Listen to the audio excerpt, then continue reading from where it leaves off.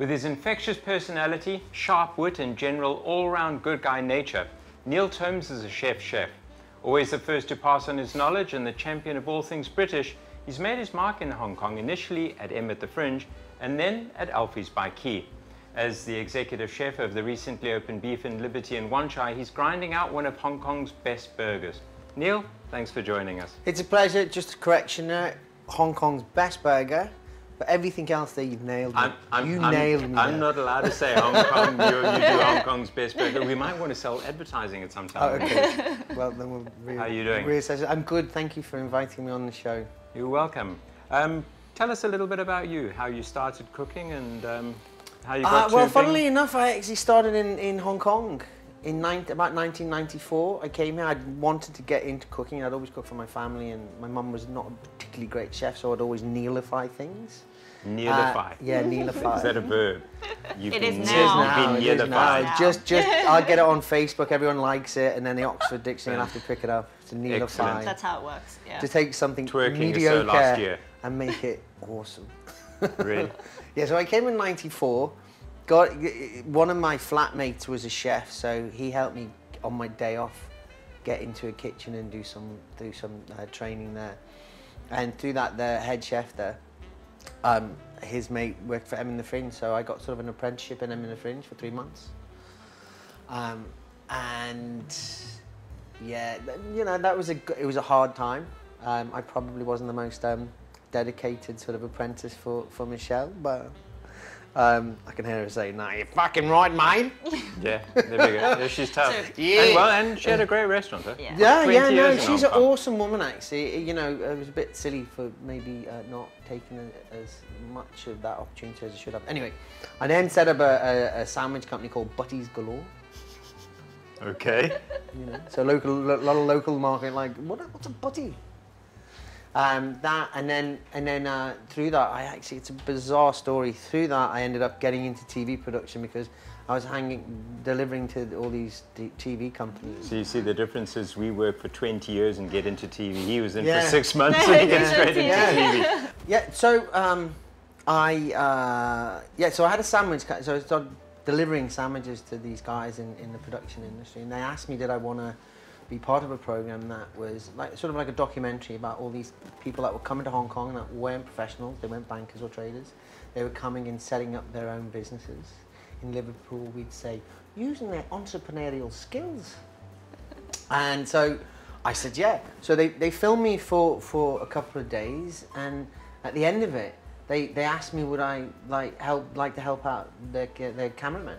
Like going on a one-man shoot, but you know, help them carry stuff and set up lights and stuff. Weirdly, I mean, I don't know. I obviously was showing a keen interest in it. He's got a face for carrying camera lights. Yes, I do, don't I?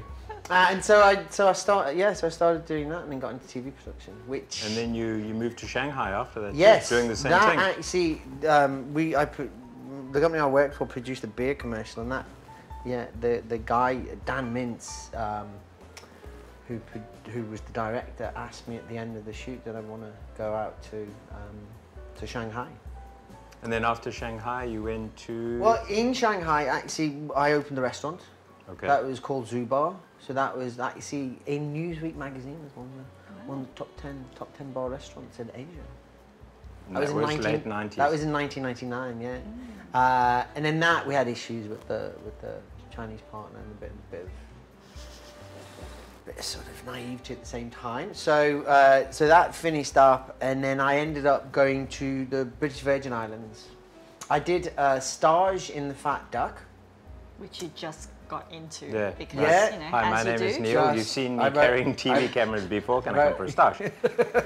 As one does. My brother Michael, he was just here recently. He said to my India's mum, my daughter's mum, he said Neil, classic Neil will fall into a bucket of shit and come out smelling of roses, yeah?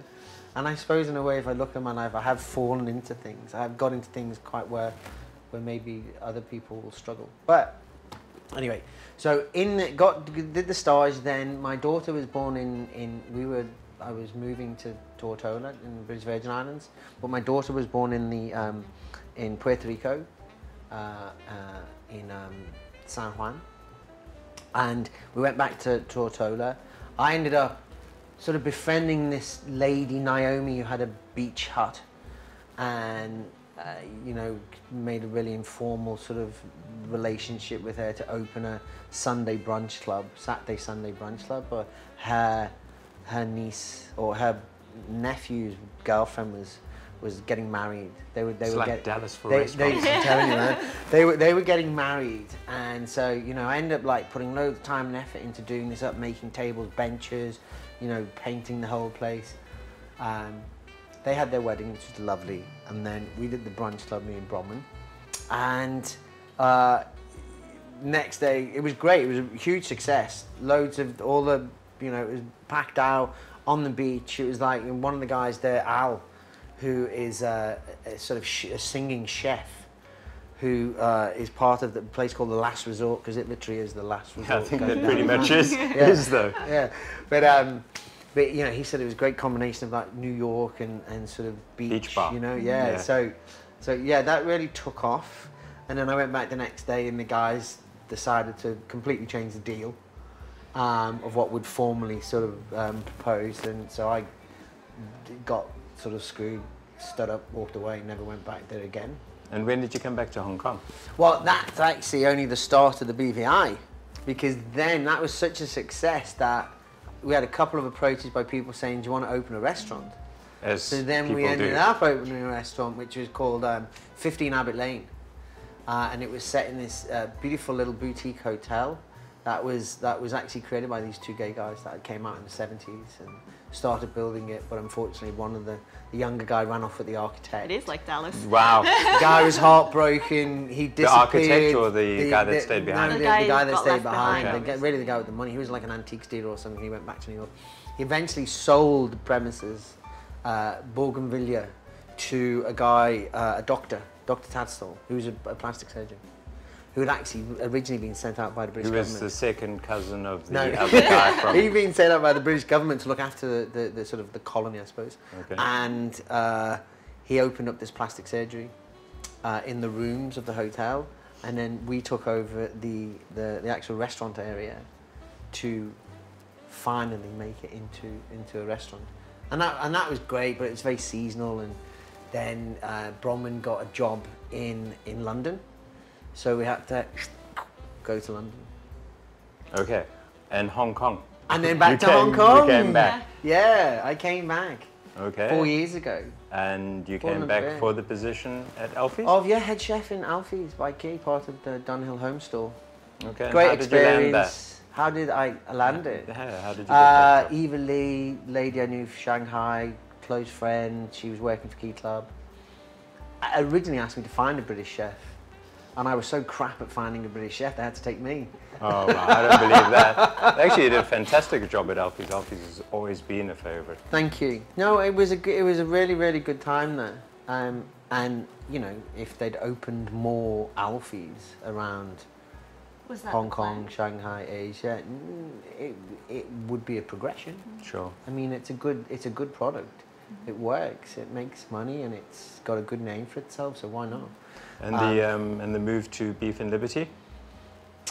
That was, you know, I wanted a challenge, and I wanted to. I love the concept of you know, it's a small, concise but quality-driven menu, you know, and that really appealed to me, having something very simple, but made with really good ingredients that, you know, that could wow people. You know, and I don't want to be big-headed, but I think it is the best burger in Hong Kong. I do. I mean, you can go to a really, really fancy hotel and get like an American pork burger with truffle this, truffle that, and that's awesome. That's great. But price point, quality of ingredients, environment, delivery, service, I think it's the best. So what makes a good burger? Fuck anyone else. Sorry. What makes a good burger? Like, why is it? You know, are we not listening? Quality of ingredients? Well, yeah, but I mean, like the construction, you know. Well, I mean, we sourced our beef from Tasmania, which is repudiated for having the cleanest air in the world. I think because of the roaring 60s or whatever, they clean the air all the time. The grass-fed thing, so you've got, you know, natural, cow eating a natural diet. and we use 4 elements. We use the chuck, the brisket, the hanging tender, which is the muscle that sort of drives the diaphragm. So I believe it is. I could be talking utter crap, but that must work 24/7, yeah? That's You would making think. the cow breathe, yeah? So, you know. I think so. Yeah. Yeah. So, you know, that's a really flavourful piece of meat. It also lies in the midst of the offal. So I think It's got a livery flavour. yeah, I think it gets its flavours driven by the fact that it sits in that area. And we use sirloin fat, which I did an interesting experiment. Okay. I took some sirloin fat, I vac packed it, I sous vide'd it for 24 hours, 18 hours, 24 hours, at a very precise temperature, which I'm not going to mention. And awesome, it's like dry aged fat, got that really nutty flavour. Dry aging does my head. I'd actually done it before in the BVI, but with a ribeye, and I noticed that the beef, when you've sous vide'd it, you know, it's 18 hours, 24 hours, really nutty, really flavourful. So I'm now introducing that into our burgers, and it gives it an umami type kind of sort of longevity in the flavour. It's like, I don't know, waffle on about wine, but it's like, you know, really lasts a long time in the mouth. It's awesome. And have you found that being in hospitality, you've managed to be able to balance family life? Because I know that your daughter's a very big part of it. Yeah, and it's interesting because of the fact that, you know, I have to work over lunch and I have to work over dinner. It allows me to be able to take my daughter to school and be there a lot of the time when she's leaving school and have some time with her there. I can only afford the time that I spend with her now because I've got a good team, and the same in Alfies, and that I could rely on them, you know. But yeah, I think it's always you'd always like to have more. Sure. But it's not so crazy bad, you know. It's good.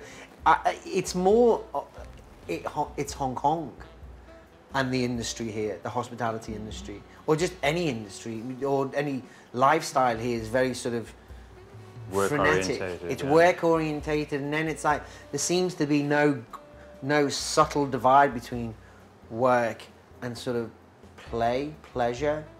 You know, people work hard and then kind of hit it hard, and that energy that feeds into sort of your behaviour as well. So, and also, you know, it's notorious the chefing world for like having excitable characters in that way.